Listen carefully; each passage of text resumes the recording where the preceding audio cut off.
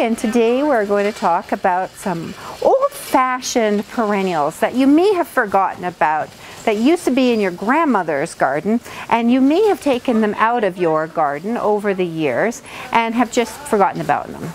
In the greenhouse and the gardening industry, everyone's the newest and the best and the latest varieties and the newest colors.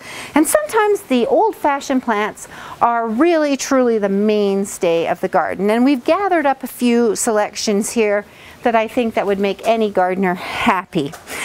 This one right over here, of course, is the lonely bleeding heart. Now, bleeding hearts are really beautiful because they can grow in a shady to a part sun area, but the most interesting thing about them now is they come with golden leaves. They also come in bright red flowers as pink and white, the old-fashioned ones. So you can have your new twist on a pretty old-fashioned plant, and we love the bleeding hearts. Your grandmother loved them. Right here is the lonely but very useful hardy perennial geranium. No, this is not a geranium that's an annual that you would put into your containers. This one is by a Covo, and it is the perennial plant of the year. The interesting thing that your grandmother or even your mother knew about geraniums is they could grow in under spruce trees where many things don't. They have wonderful scented leaves and they get into a nice big mound. They're very drought tolerant, and yet they can take a shady location as well. A lot of people don't plant geraniums anymore. They got a bit of a bad rap. But I find that this is just an excellent plant for, and this particular one by Covo is perennial plant of the year. Another one that people don't plant so much anymore is a columbine. Now, this is not a traditional columbine. This is a double columbine. This is a winky variety, but grandmother's garden is probably the most common one that you will ever see.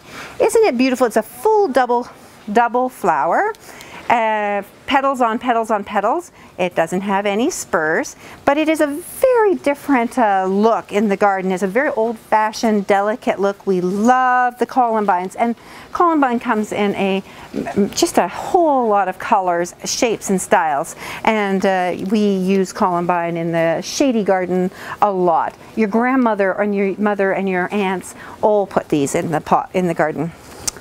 Now here's one of my favorites. I'm a real prairie kid, and I love the lupine. Now, traditionally, your grandmother or mother might have had blue ones. Now, we have every color under the rainbow. This is a very soft pink, but you can get them in yellows and deep reds, and they're very, very, very hardy. They also will do a little bit of seeding throughout the garden, which gives you that country look. We love lupines, not just because I grew up in southern Alberta where the blue ones are the native ones, but because I love the foliage, the lovely texture, as well as these beautiful flowers. My grandmother could grow these. These are poppies. Most people come in and they ask for the Lake Louise poppy, and this is what this is. This is champagne bubbles, actually, this particular one. And it is a very simple little poppy. They seed everywhere in the garden. They have this beautiful crepe paper texture to them. They are just stunning. We also have the more traditional, bigger, this is a huge big poppy, and these are the oriental poppies. And look at how lovely the crepe paper flowers. When this poppy's finished blooming, clean it all up, clip it all back, and it'll make a really nice foliage texture in your garden.